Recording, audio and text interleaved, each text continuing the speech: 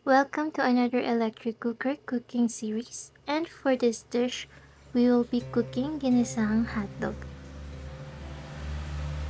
First step is papalatan ang hotdog at hihiwain natin ito sa maliliit na peraso.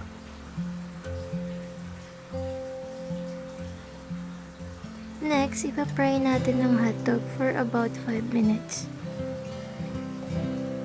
Habang piniprito natin yung hotdog, we will be preparing our aromatics.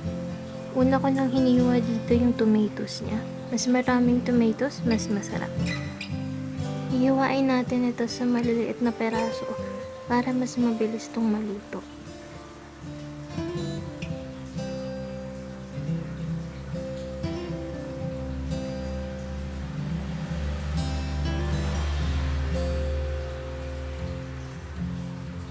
Next is the onion.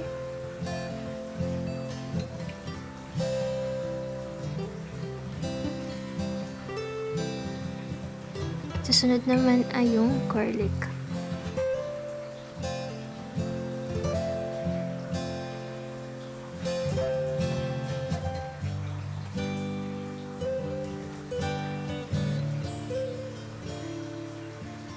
After natin ma-prito ang hotdog, hanguin natin ito at ilalagay natin sa separate plate. Babawasan natin ang mantika na inilagay natin sa ating electric cooker para isaute ang mga aromatics. Lagi kong inuuna ang onion kasi mas mabilis masunog yung garlic.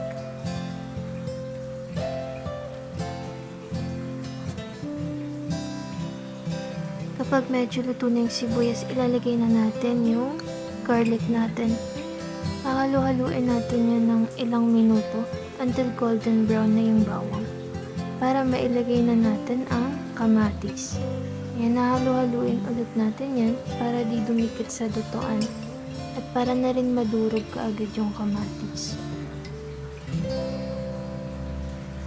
Kapag durog na yung kamatis, maglalagay na tayo ng mga pampalasa.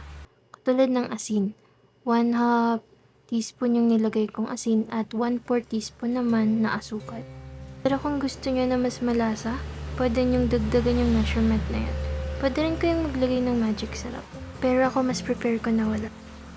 After that, ilalagay na natin ang hotdog. Ayan na.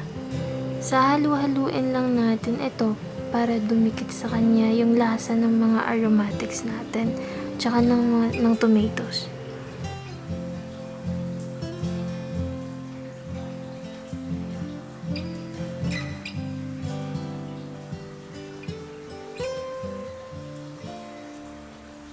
After 3 minutes, ayan na, meron na tayong ginisang hotdog sa kamatis.